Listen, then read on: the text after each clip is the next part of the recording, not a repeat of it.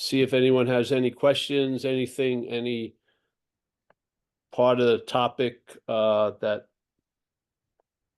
seems confusing and stuff.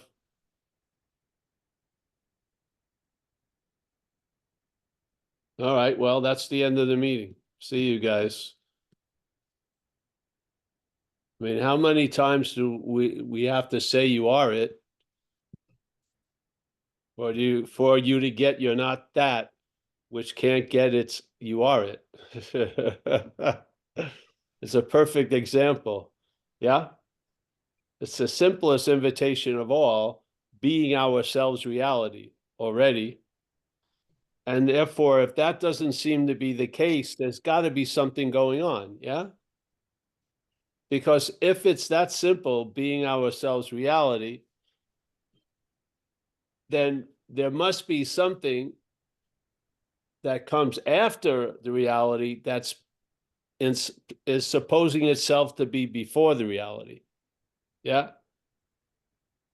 Which is neutering the ever-present reality as the constant reminder we can live under. Yeah. Instead, we look for exotic ways and go at this and that to try to trigger a sense of what we already are. Yeah. If you let go of, well, whatever, you know.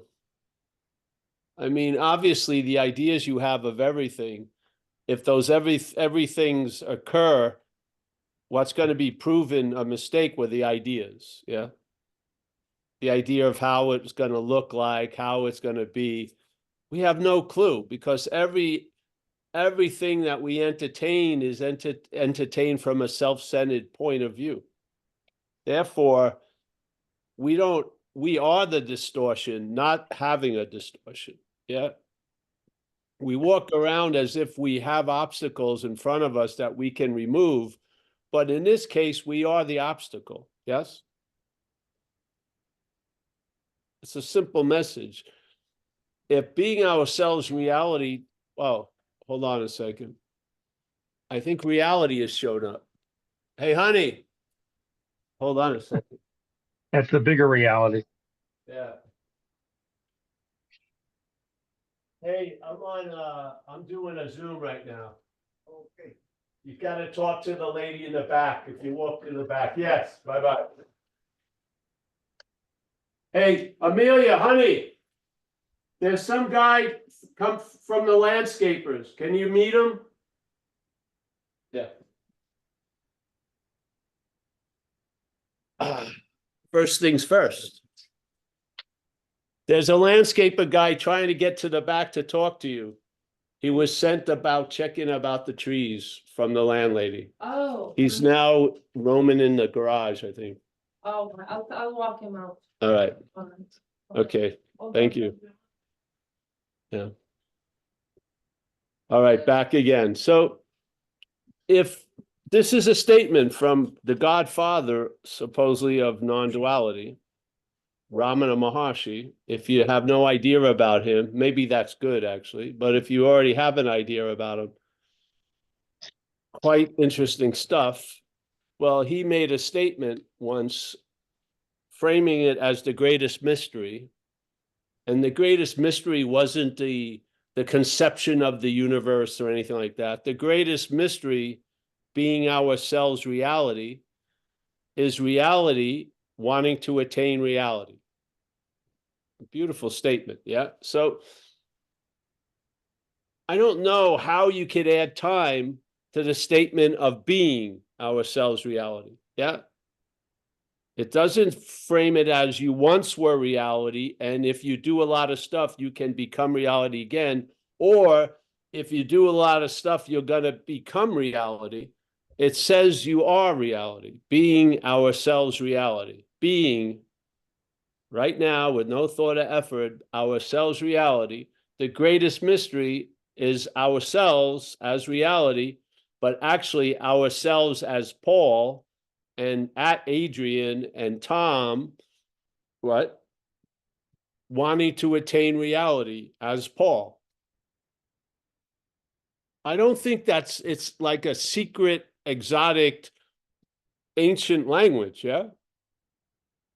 It's basically saying we're a present tense verb right now, and that verb is reality. Let's say awareness. Being ourselves, awareness, we are now using awareness to attempt to attain awareness. You could say it that way, yeah?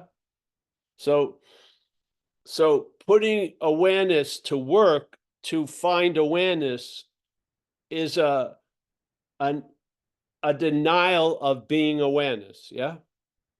Don't you see it?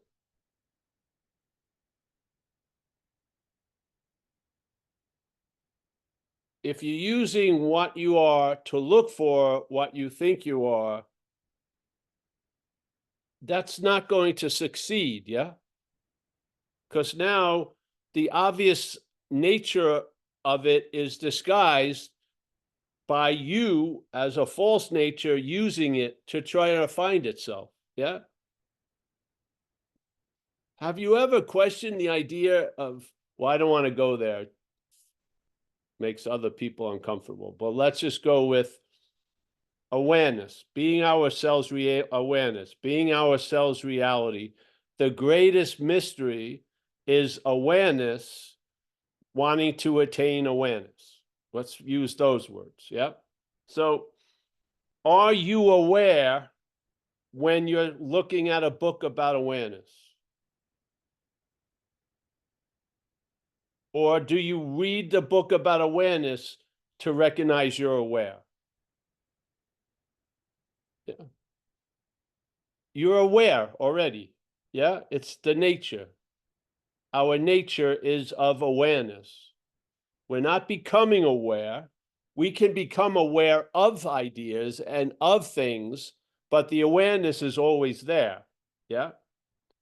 You don't become aware, you become aware of stuff. You already are aware. So for some reason or another, listening to the head, we don't think that's true. We think we can be unaware, and if we do a lot of stuff, maybe we can become more aware. Yeah? But in fact, we are awareness. Let's use that instead of reality. And this is the conundrum that without us knowing it as that which can't know it, yeah, this idea of Paul, I go merrily along, fueled and riding awareness to look for awareness. Yeah. While I'm sitting on it, I'm riding the horse that I'm looking for by riding a horse. Yeah. I'm looking for a horse, and the vehicle is riding a horse, and I am looking for the horse that I'm riding. That's insane. Yeah. You would think all you would need is look down, see the horse, and then you would recognize. But we can't look down and see ourselves. We're looking from ourselves, yes? We don't see what we're not because we're looking through what we're not, yeah? With the horse example, the horse is not you and you're on it, so you can see the horse. In this case, you're presented as the seer of everything. So the seer of everything can't seem to be seen, yeah? So another one, my favorite old dude, Huang Po. This is one of the most incredible statements. You cannot use the Buddha to seek the Buddha. You cannot use big M mind, let's call it everything, everyness. You can't use that to seek mind. You can't use light to seek light. You can do it for eons and nothing's going to happen. Now, that is not a hypothetical, imaginary condition. He's describing the condition most of us are in without knowing it. We're using Buddha nature to seek Buddha nature. We're using the nature of light to seek light. We're using the nature of big M mind to seek mind. Yeah. That explains why it has never worked and it never will work, because we weren't and we're not going to be, but we are light, mind, and Buddha. Yeah. We are of light, of mind, of Buddha. No matter what we think's going on, that's what's truly going on. Yeah. This is the stubborn bump that non-duality hopes turns into a stop for you. Yeah. So instead of just running over it and constantly trying to rationalize the inconsistencies of some fucking philosophy, you get stopped by this speed bump. And maybe certain things are taken into account, and maybe, just maybe, you'll stop driving. Yeah. You'll stop seeking for the sought, realizing that the seeker is the sought. Yeah. What? Yeah. The seeker is the sought. If you stop seeking for the sought, you may see that. If you keep seeking, all you're going to do is see from it. You're going to be seeing from the mistake idea of the seeker, all the while underneath it being the sought. Yeah. So I hope before you get off, the train stops, because it may hurt. You may hurt yourself jumping off a moving train. I hope you realize non-duality is like a disengagement of a mental motor, just cuts it off. Like the pistons were just rising and one was going down, just shuts it off. And then there's something you can see. Yeah. You can see that which you were looking from. Yeah. So the awareness isn't an attribute given to a thing. You now become aware of that thing being given the attribute. Yeah. Wow. You see the selfing. You see the manufacturing of the historical you where there never was a historical you. And that historical you being projected into a historical future, which is the same old as the historical past. Why? Because you're in the past and you're in the future, the you that you're not. I humbly believe this is the invitation of non-duality. If you boil it down to it, if you want to hear the message as you're not a body, then you're going to watch something. When you get a hit that you're not a body, it's going to be claimed quickly as the body configuration. And so now you're going to chant, you're not a body as a body. Probably, yes? So you'll realize that doesn't work. Yeah. So we hope not only to share a message with you, but pack that bag with some warnings so that you can recognize what's going to happen when that thing stops, because it's probably going to start again, and it's going to tell you a story. When there's been a revelation that you're a lion, it's going to tell you the sheep had a great experience of being like a lion. That's what it's going to do. And it usually wins the day. And then you start looking at everything from the sheep's point of view, even the nature that was revealed that you're a lion. Happens in a second, but the illusion can continue on for a long time. Yes? The claiming of it happens in a blink, but what happens after the claiming can go on a long time. Yeah. And then you now are the seeker, constantly seeking the imaginary sought.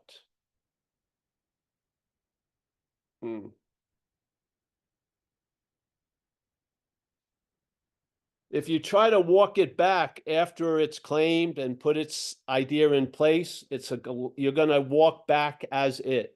I don't think that works. If you see it from before, you'll see when it's walking back to try to re-engineer this, you'll see it as not you. And that's the glory. Yeah. So all these things that seem to move you from here to there, always avoiding the ever-present revelation that you are what you're looking for, you'll check them out from what's looking. Yeah, you'll see them. And I hope these houses of cards will fall. And then after that, you can move into an erect house of cards, knowing it's a house of cards, and then move to another one, and so on and so forth. And just travel lighter through this whole event. Yeah.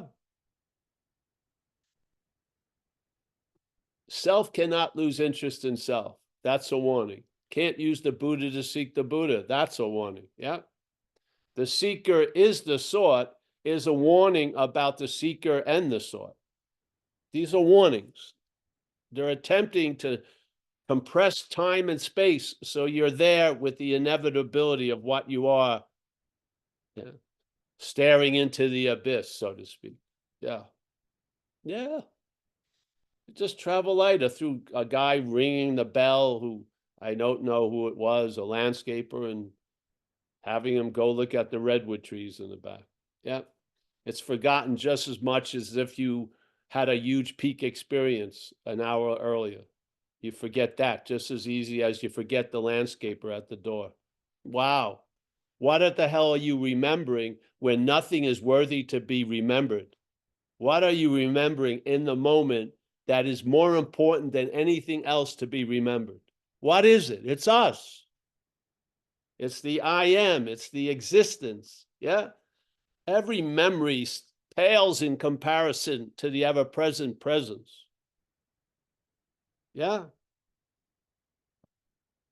You don't need to substitute your absence in life with stories and shit like that. It's do what you do. I much rather have an empty photo book, really.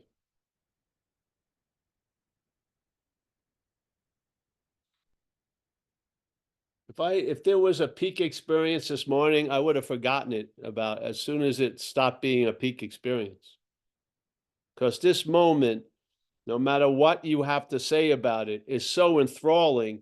After a while, you're never pulled from this moment, literally. You're just here. Yeah. As you've always been. And the great wisdom of no escape, you're not trying to escape from an imaginary place anymore. Yeah. My whole life, I've been trying to get out of here since about 6 years old, literally. Yeah. And then that came to a conclusion. And I've been a happy inmate in this little prison of time and space. Yeah. I thought being free was to leave the prison. You can be in a prison and still be free. Yeah. I had a lot of ideas. Most of them were erroneous. I didn't have them. The head had them. Yeah.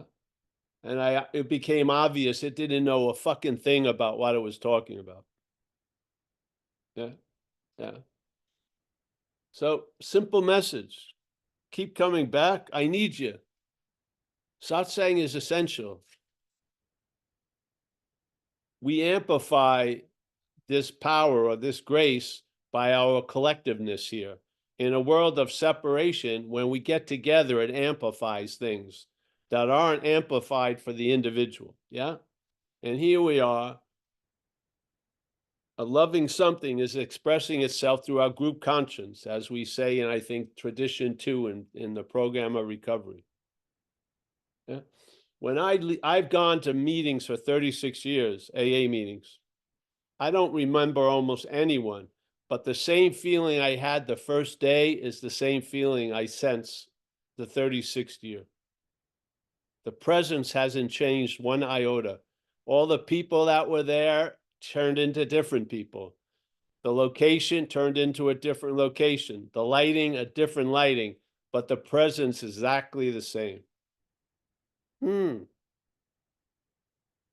Exactly. When I leave, I forget everybody, but I have that sense of presence that was amplified by the group.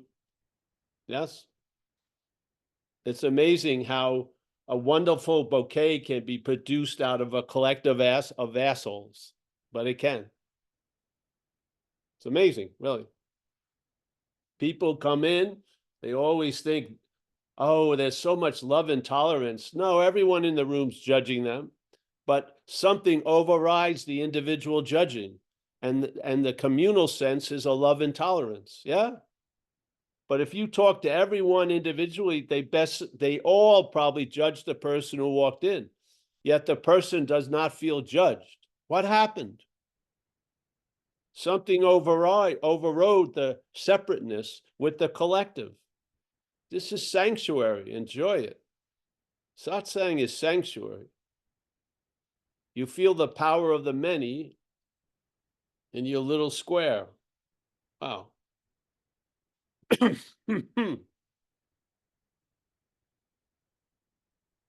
I have to thank Michael, Stacy, and David, who started all these meetings, because I probably wouldn't have come up with it, tell you the truth. Yeah. But he set off a ball in motion, a train of circumstances that has produced a community, really strangely. Yeah. A Zen bitch slap community. It's great. Yeah. If you would have asked me what I thought about the Zoom, I didn't like Zoom. Yeah, because I feel it lacks a quality of a live meeting, which it does, but it's done a lot of wonders and miracles. Yeah. And I just love being wrong most of the time. Because the head usually is. Yeah. My opinions are a dime a dozen. So anyone has any question, we'll try to do the best we can to answer it. Yeah, Paul, we have Eric. He's got his hand up. Hello, Eric. How are you? You want to come in? Unmute.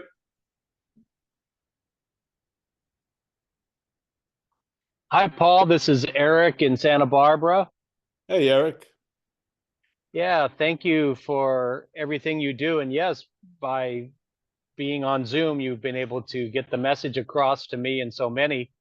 And the favorite technique so far that I've learned from you is that catching the thief and then the police officer being the second thing you have to catch. So when the claiming or the judgmental thought comes up, I've gotten pretty good at catching them in the moment and then saying, that's just the thief.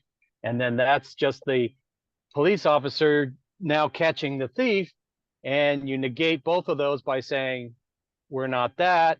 Yes. And that we lose interest in them. And it works beautifully. And Yes. my mind has gotten a lot quieter and they come up less often. Is that really all I need to do, is keep catching the thief and the police officer over and over? And is that kind of all I need to really do?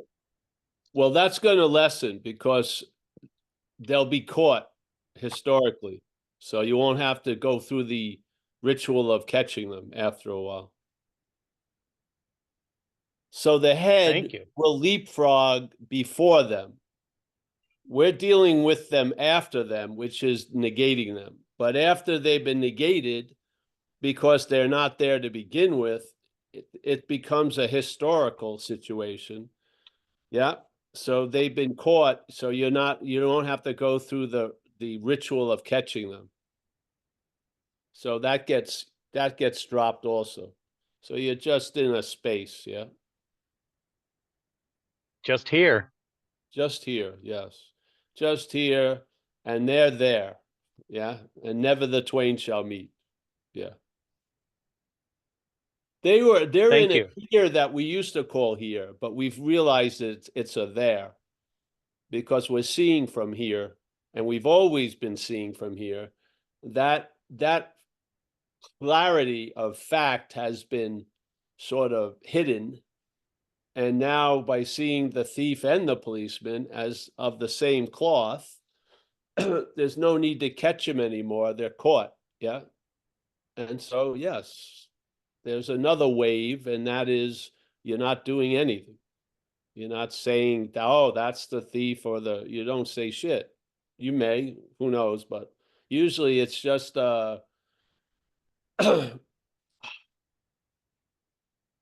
it's been seen through. When you see through something, you don't have to keep seeing through it. Yeah. it becomes a point that's been discovered and there's a moving on. Yeah, yeah.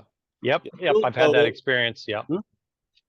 Yeah, thank you. I've been having that experience too. I think you're right. They're dropping off because they've been caught. Yes. Yes, the interest and attention is what fills the glove or the puppet. It doesn't have a life of its own.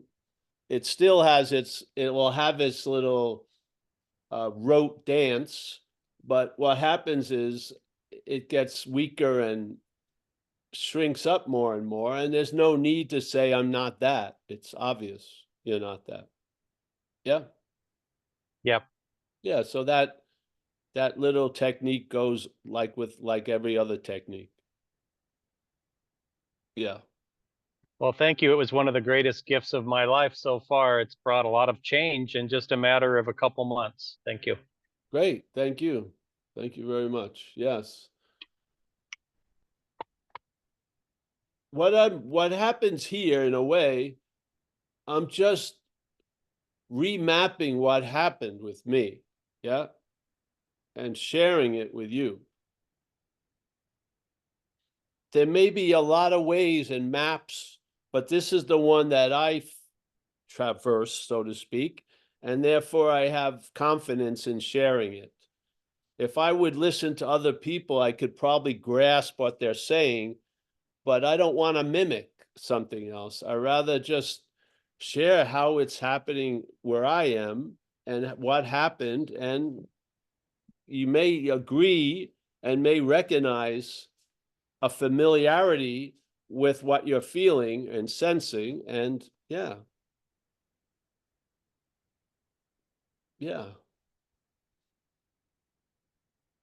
So that's great, Eric. I'm happy.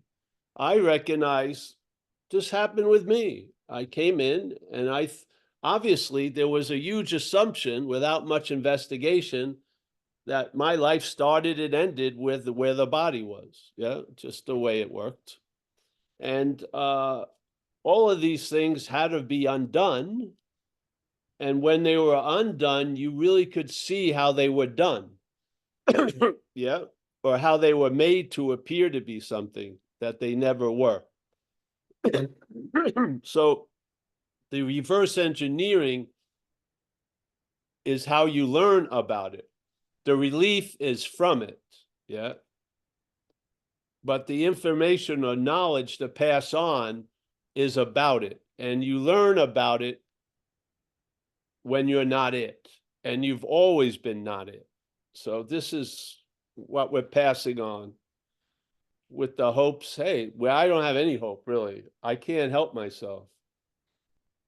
This is the seed assignment. I show up, and yeah, if I'm on my deathbed, I'll probably have a Zoom if I could. Yeah, because it made a huge impact on me, and I truly was brought to a like a rat at the end of a hallway in a labyrinth. I realized if you don't see this, you're going to be looking from it. If you don't see the manufacturing of self, you're going to be looking from the manufactured self. Yes. And that message landed in me, and I haven't gotten a new message ever since. So, yeah, I haven't gotten a message to start talking about the 11 dimensions and all this shit. I haven't. It's just been dog shit awareness. You don't have to look higher than the curb.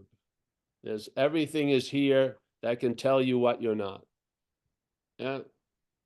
Don't have to disguise it in the 15th dimension or the origin of my family in Mars. No, just see what's going on. And a lot of doors spring open. And yeah. Yeah. So, all right, we got Aria Karinsky. I think I No, got that right. Kathy, I think it's Katie or Kathy from in Quebec is next. Oh, we got Kathy in Quebec first, Yeah. and then we'll get to Aria. Yeah, just one moment. Yeah, thanks. All right. Kathy, you have to unmute, Kathy. Thank you. Try again.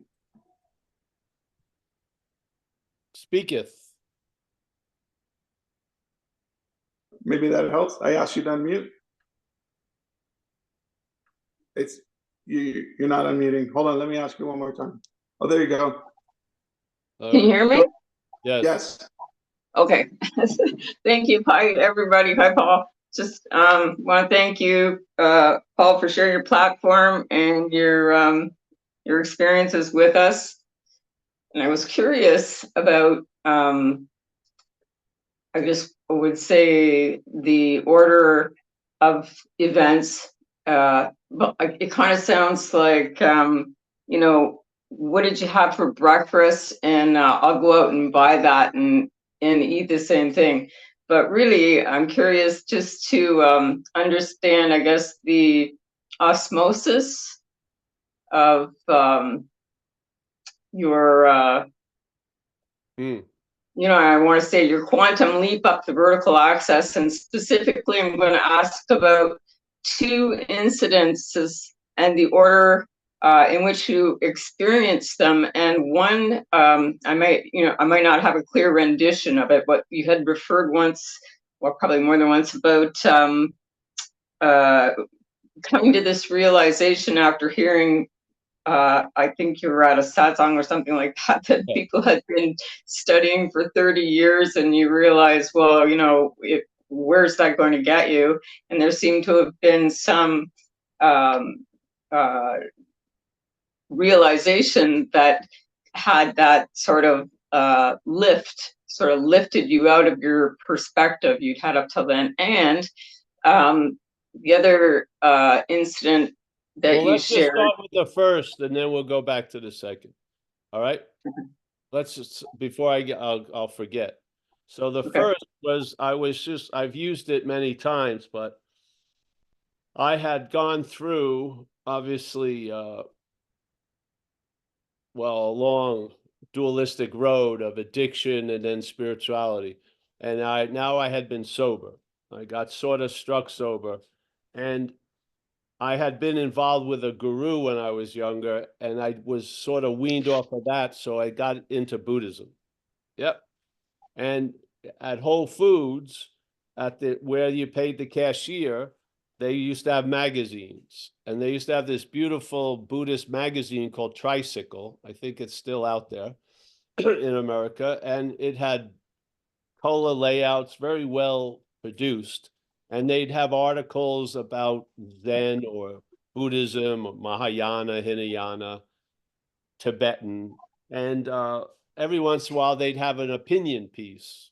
And I was reading it this day, and they had an opinion written by a famous Western meditation teacher. I don't remember the name, but he'd been doing it, involved with it for quite a while. And he was talking about a phenomena he was running into with a lot of his old students. They were getting in touch with them and said, nothing's happened. Yeah.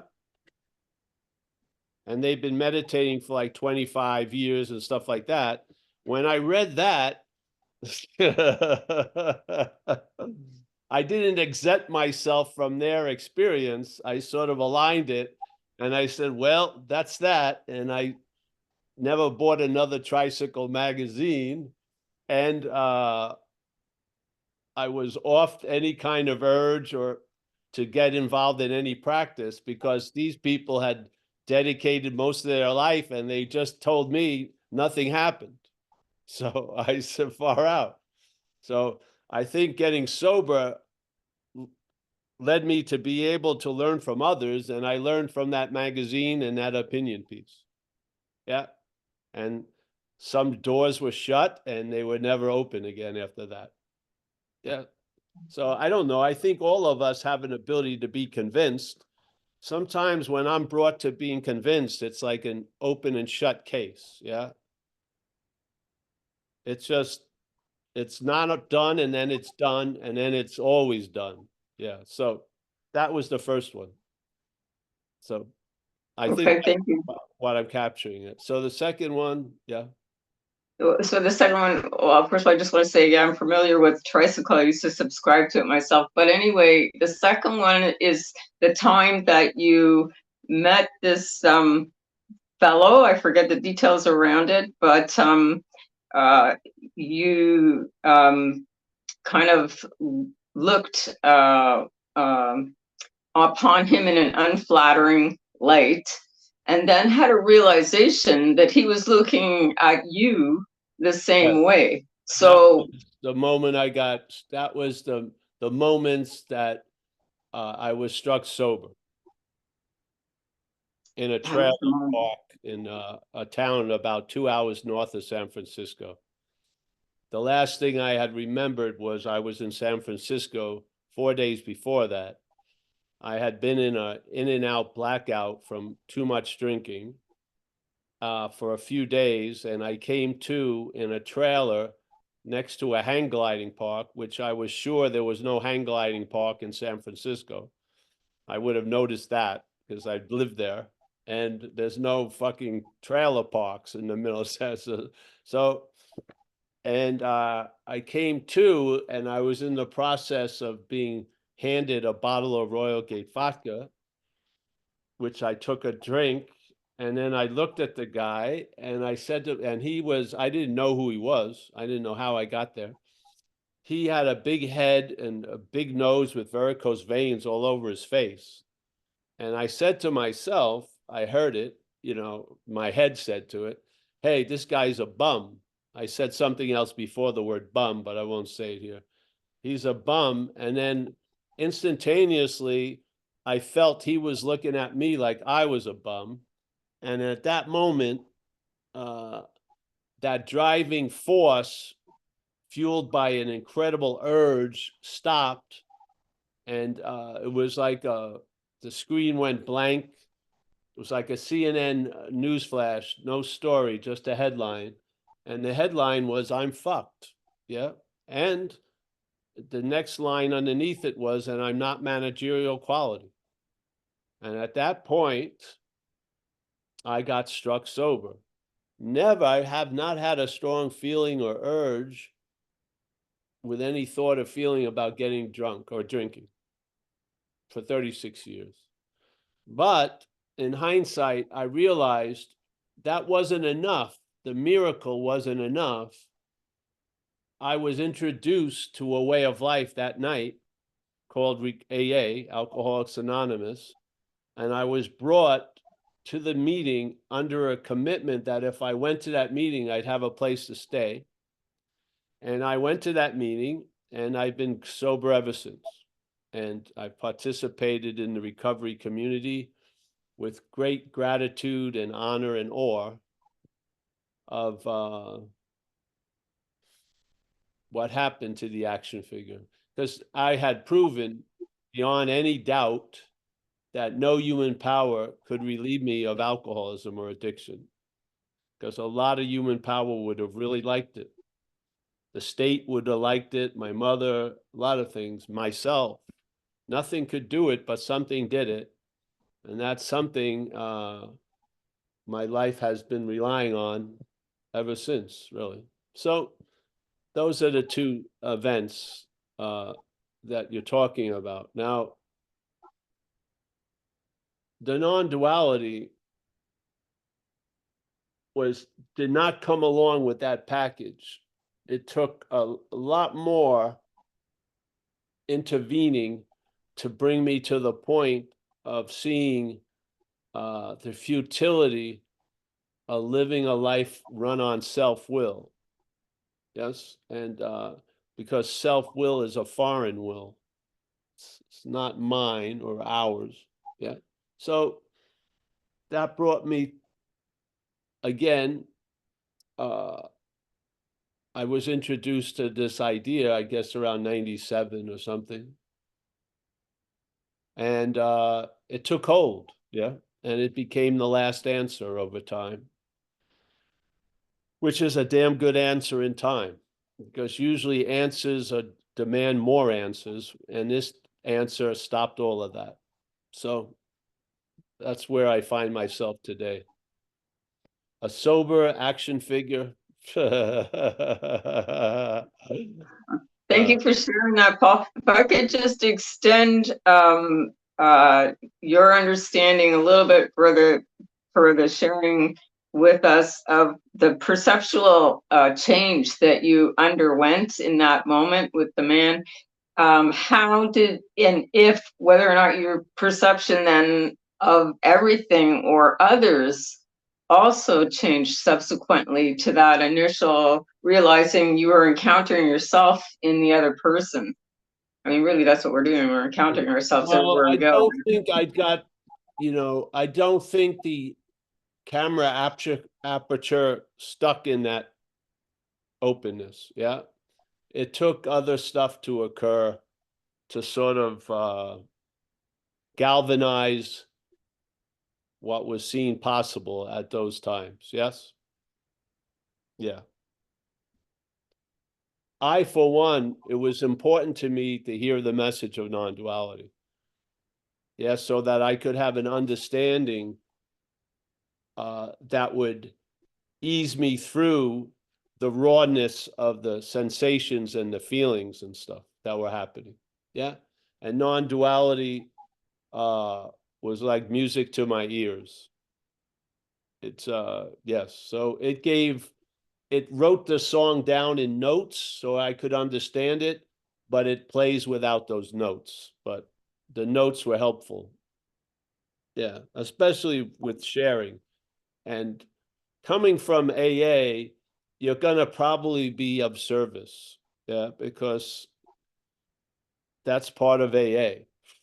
Yeah, this when I went to non-duality meetings, I was surprised how there was no talking about service or anything, because the idea of there's no person, but service is such a whatever. Yeah. So that brought a lot of ease and calmed the chaos of the action figure, having a purpose and being of service. Yeah. Yeah. So it's much easier to see what you're not if it's not squirming and struggling everywhere. Yeah. Usually the squirming and struggling gets you engaged. So you have to fucking deal with the surface all the time. You can't look below. So the action figure got subdued, found a way of life that works for it, and then the head could be unfettered. Yes, the mind, not the head, and entertain possibilities. Yeah, a lot of people not addressing the situation of the action figure. If they are presented with non-duality, it's looked at like another way out, or a drug, which I don't feel non-duality works as a skillful means if you're trying to get out of something. Non-duality explains the in and out. It's not a way to get out of what you think you're in or into what you think you're out of. It explains the in or out from the pivot point of view. Yeah. And so hopefully when you come to a non-duality meeting, you're over the point of trying to get something from it, or you've realized you're not that which is trying to get something from it. That's when the butterfly lands, as you can see in a garden. Yes. Yeah. So I would have looked, if I was still in the mindset of addiction, I would have looked at non-duality like a shot, something to get immediate relief from like a seemingly terminal agitation. I had come down to the end of a lot of roads, and non-duality was just the perfect explanation of what I felt is actually going on here.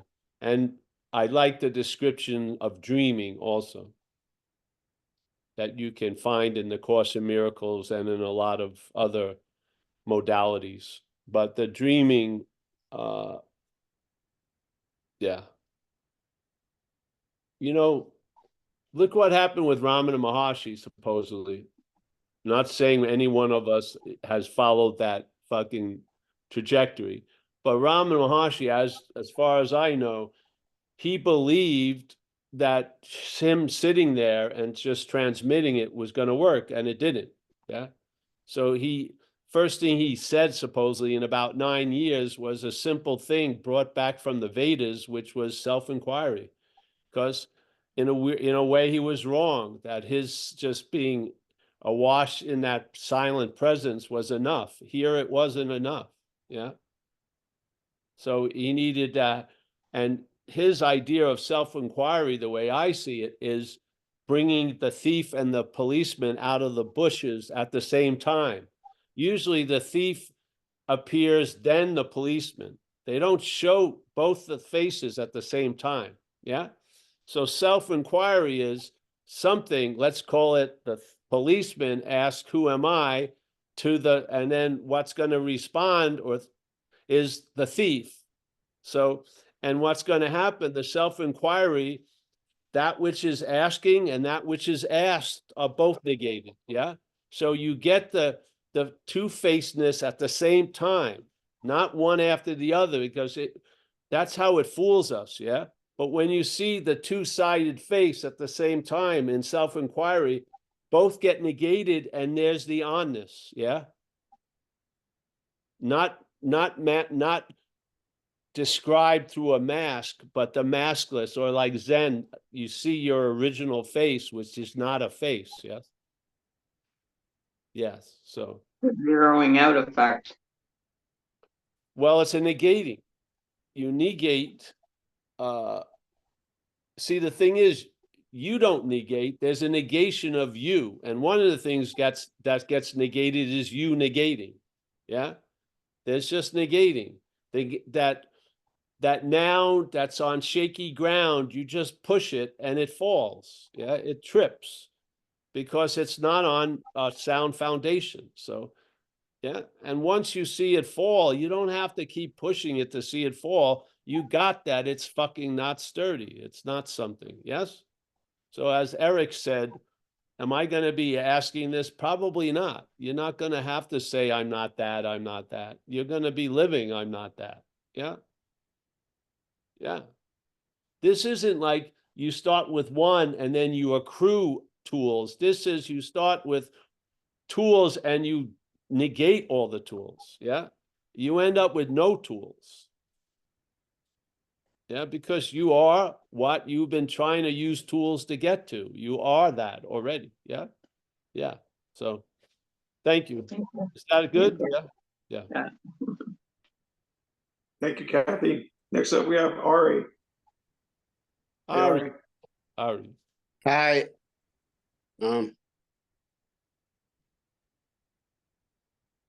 So I come mostly to report the lack of any question at this Great. point. And for some reason, I'm compelled to announce that to a living person. Usually I feel the need to hide the idea because it's been locked in with my psychotic nature in the past. And psychosis has been kind of my story to unlock, as your addiction was. And I was entangled with moments of clarity, being very chaotic based on emotional trauma that wasn't healed. And now that story is at rest. I actually had to finally admit that I do need medication. That's part of my brain structure, which has also been part of the battle, because the highs were very spiritually oriented and they seemed to move me towards some, well, I saw enlightenment as another achievement, just like anything else, like going to college or something that could get finished. And there is a certain sense of being finished with the identity of REA David Korinsky. There's a sense of starting a story that's being written like without any effort, and it's pretty amazing what's been going on the last few weeks. Like everything in my life has just shifted without any real I am actually doing things, but I don't feel that involved in it. I'm very active, but I also don't feel like I'm going anywhere. Hmm.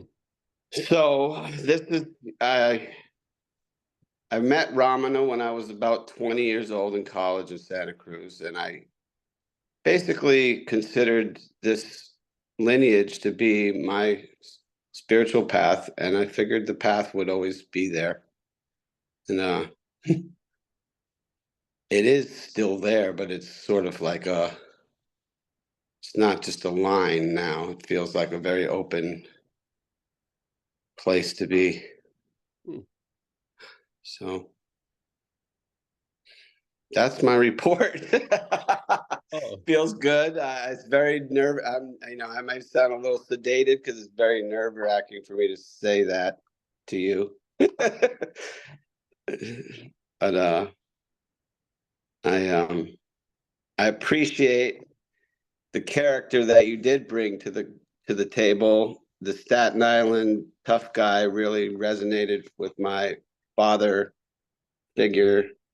He rode motorcycles and chased women and whatnot. It somehow allowed me permission into certain aspects as an adult child of an alcoholic to unlock a few more keys that seems to have, well, it's lightened my load quite a bit. So wow, great. I appreciate all that you do. Hey, thank you for the share, bro. Yeah. And you're a lifetime member of ZenBitchSlap.com.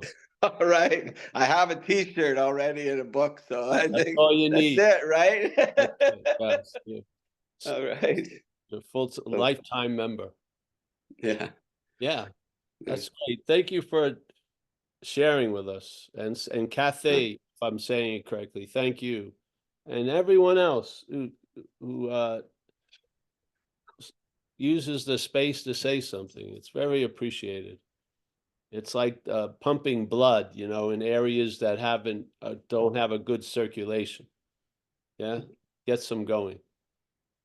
All right. So anyone else, or we're going to start saying goodbye? No, we have one more hand up. Mucci has his hand up. I think I'm saying that correctly.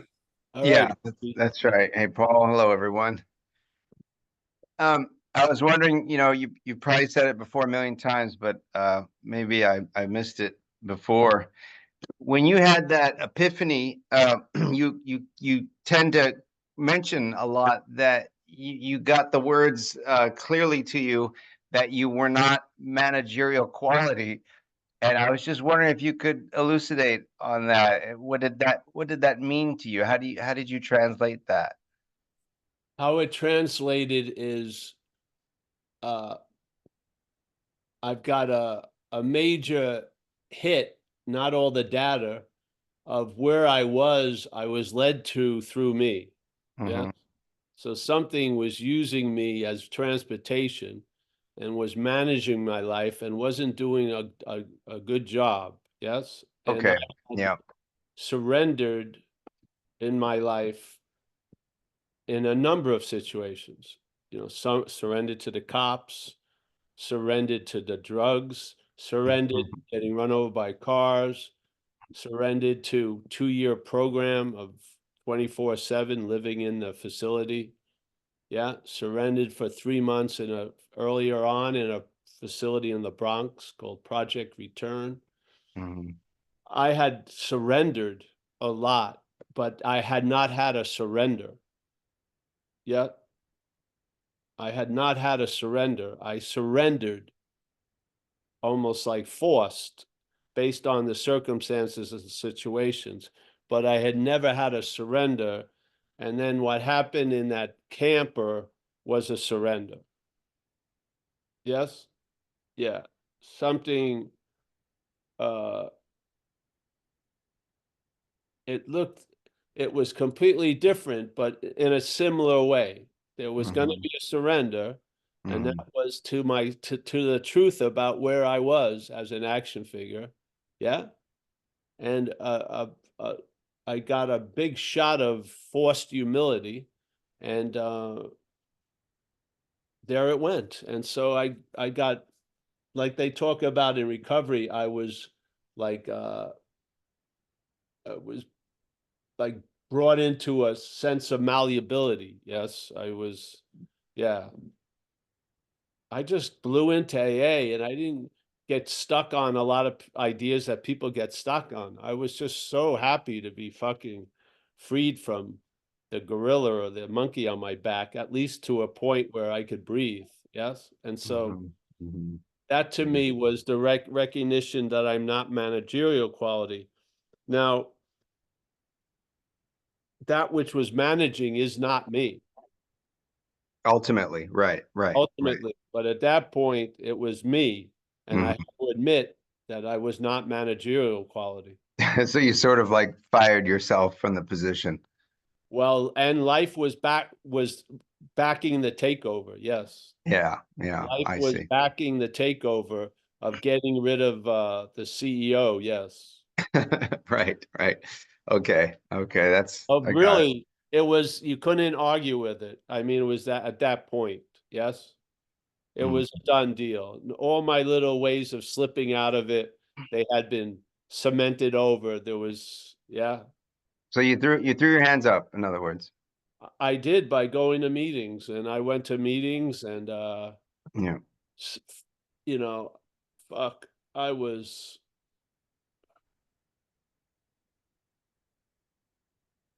AA was the triage. I needed a mobile triage because I had to live. Yeah, I had to get some money and find a place to live. I couldn't luxuriate in a bed for 3 years until I got better.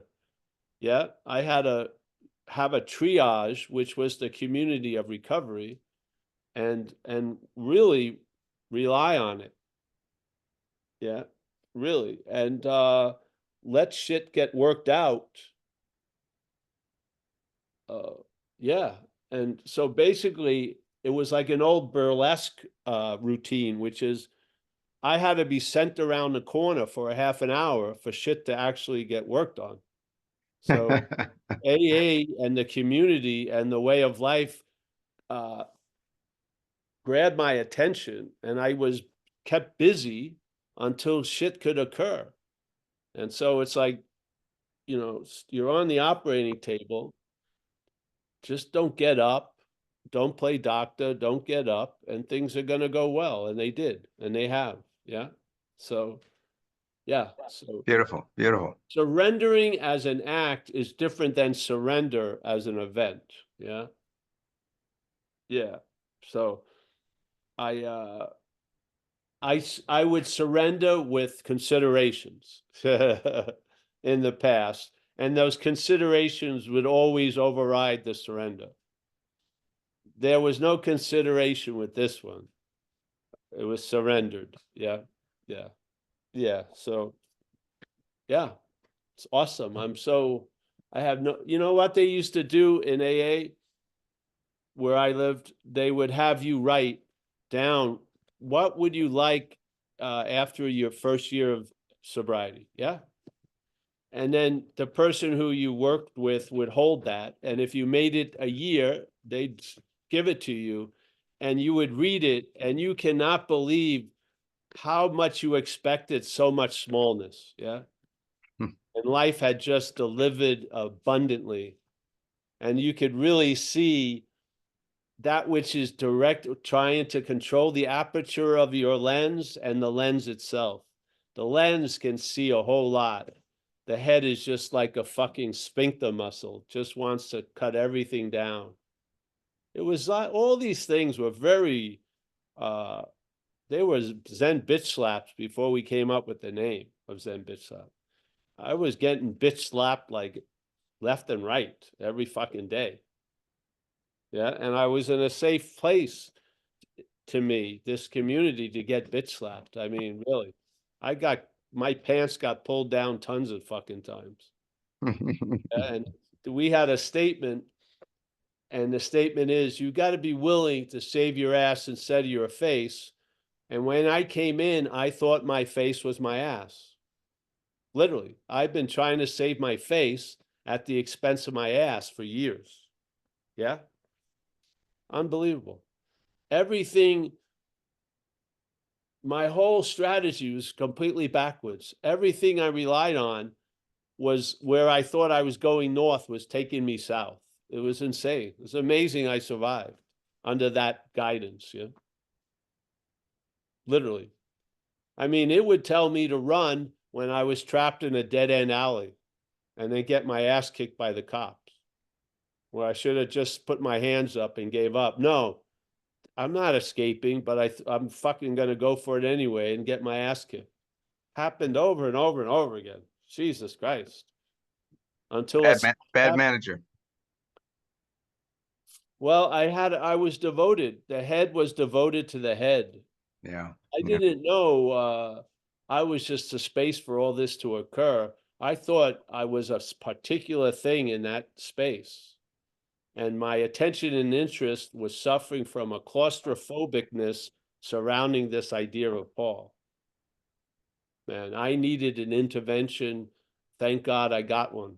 I did. Yeah. I went through a lot of shit, but it all has been put to great use. Yeah. I Hmm. mean, I can go to a bar and make money tonight. I can go to make a bet to a guy I'm sitting next to. I bet you I can see my back by looking at my leg, and they'll go, no fucking way. And then I'll raise my pants and there's a piece of my back on my lower leg. That's how they saved it. So I made a lot of money at bars with that one. That's your parlor trick, huh? It wouldn't be bad. A piece of my back is on my right shin. Big thing taken from here and put on my leg. Hmm. So I can see my back by looking at my leg. Hmm. It's true. So yeah, bro, it's all, yeah. I believe if you're new in recovery, pray for the ability to be convinced, literally. To me, that would be that if I would ask anything in the beginning of recovery, I would ask for that. Because mostly the parasite is always going to struggle against this message because it doesn't want you to see what it is because it's not you. Yeah, it's living off of your fuel or this whole event, it's living off of it under the pretense that it's you. And it's Yeah. here to look out for your best interest. And it doesn't look out for your best interest. It looks out for its best interest. Mhm. Yeah. Yeah. So Yeah. Yeah. I heard you made the formulation a few days ago on another talk. You said, we think we're the glove, but we're really the hand, you know? yeah, I love that. I love that. we're the hand. And see, if the glove is rough and everything about your experience in life is going to be interpreted through that rough glove, you're going to see everything as rough. Yes. I love that. Yeah. Yeah. Yeah. Exactly. Because you're not getting the experience directly. It's coming through a filter. Yeah. And Course in Miracles states the filter is the brain interprets to the body of which it is a part. So, yeah. All the knowledge that you accrue is being used to point to you as a body. Yeah. And all the knowledge that goes against that is is never highlighted because the brain interprets to the body of which it is a part. It's doing its job perfectly. It's a program. It's not AI. You're not going to convince it otherwise. It sees you as a body. Yes? Yeah. Yeah. It remembers you as a body and it worries about you as a body. For all intents and purposes, if you rely on the brain, you're a body. That's just the way it goes. You want to become a spiritual body? Great. But you're going to do it as a body. You want to become a successful person? Great. You're going to do it as an individual, long-lasting, separate thing. Yeah.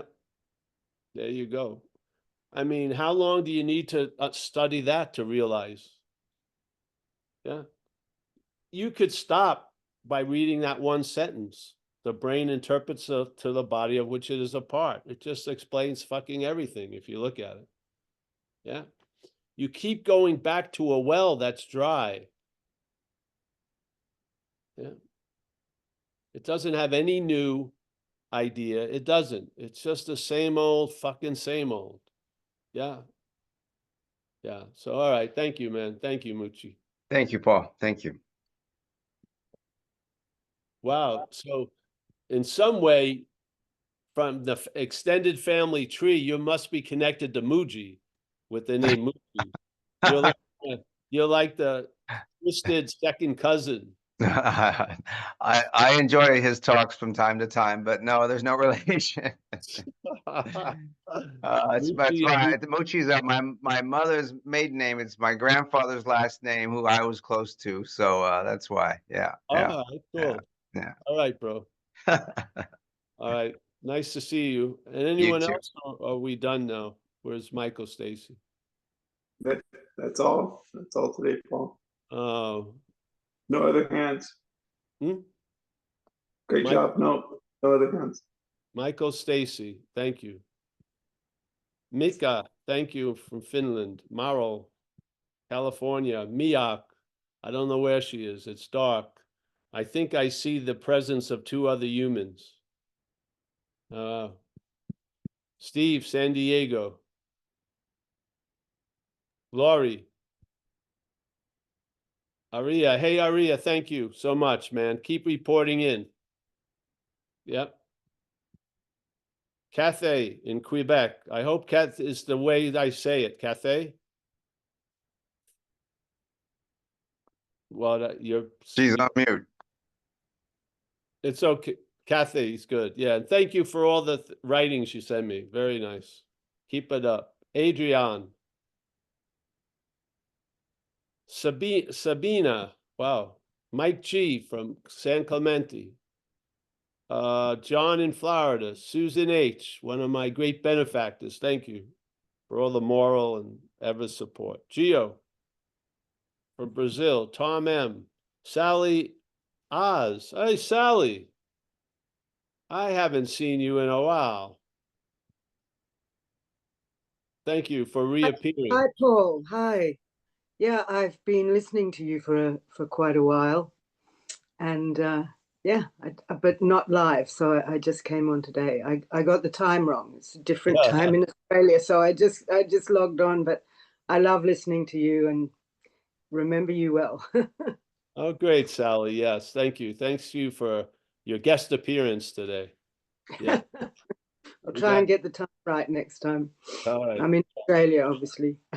Yes.